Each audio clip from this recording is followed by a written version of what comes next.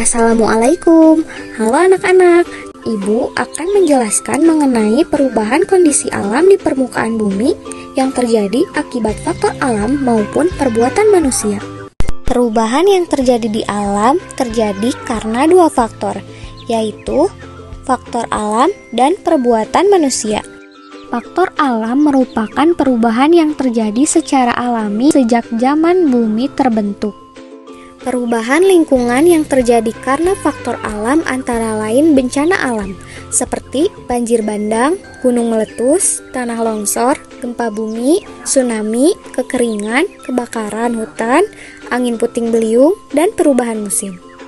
Banjir adalah kondisi di mana air meluap dan melimpah ke daratan akibat hujan lebat, sungai yang meluap, atau luapan air laut. Banjir dapat menyebabkan kerusakan pada properti, infrastruktur, serta membahayakan keselamatan jiwa.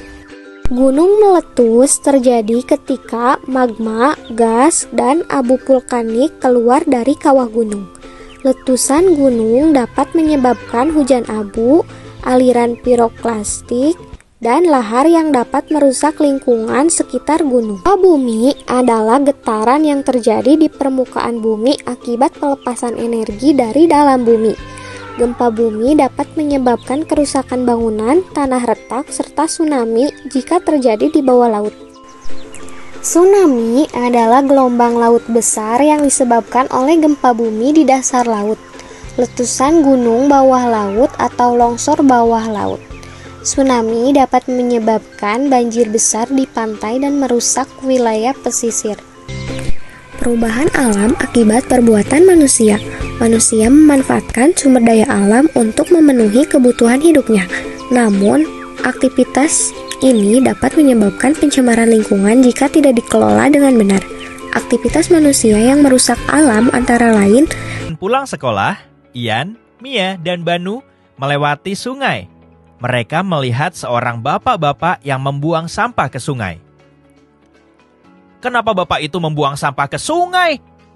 Padahal sungai bukan tempat sampah.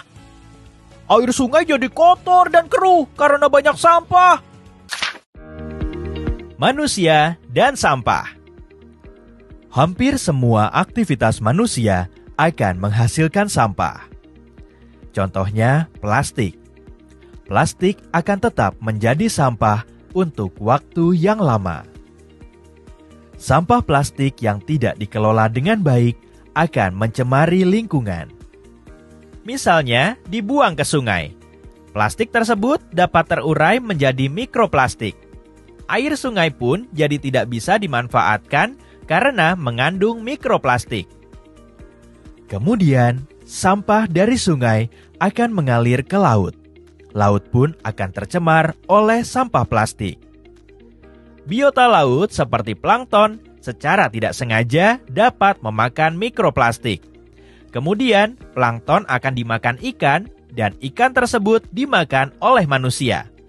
Dengan demikian, mikroplastik berpindah dari plankton ke makhluk lain termasuk manusia. Adik-adik, semoga setelah mendapatkan penjelasan mengenai sampah tadi, adik-adik menjadi lebih sadar akan lingkungan sekitar kita ya. Dengan mengurangi sampah, misal membawa botol minum sendiri atau membawa tas kain untuk mengganti kantong plastik, dan tidak membuang sampah sembarangan, sudah merupakan sebuah contoh nyata dari kepedulian kita terhadap alam sekitar. Upaya penanggulangan dan pelestarian perubahan alam. 1.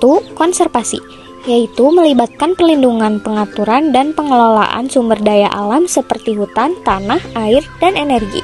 Contohnya termasuk pembuatan taman nasional untuk melindungi habitat satwa, reboisasi, pengelolaan hutan, konservasi air, dan pemanfaatan energi alternatif.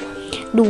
Daur ulang, mengubah barang bekas atau sampah menjadi bahan baru yang dapat digunakan kembali, yaitu 3R, reuse, reduce, dan recycle. Manfaatnya termasuk mengurangi penggunaan bahan baku baru, menghemat energi, mengurangi polusi, mengurangi emisi gas rumah kaca. Prosesnya melibatkan pengumpulan, pemilihan, dan pengiriman sampah ke tempat daur ulang untuk diproses menjadi barang baru yang berguna. Jadi, perubahan lingkungan baik yang disebabkan oleh faktor alam maupun perbuatan manusia memiliki dampak pada ekosistem dan keseimbangan lingkungan. Sehingga kita harus menjaga lingkungan, mencegah kerusakan lingkungan, dan mendukung keberlanjutan lingkungan bagi generasi mendatang.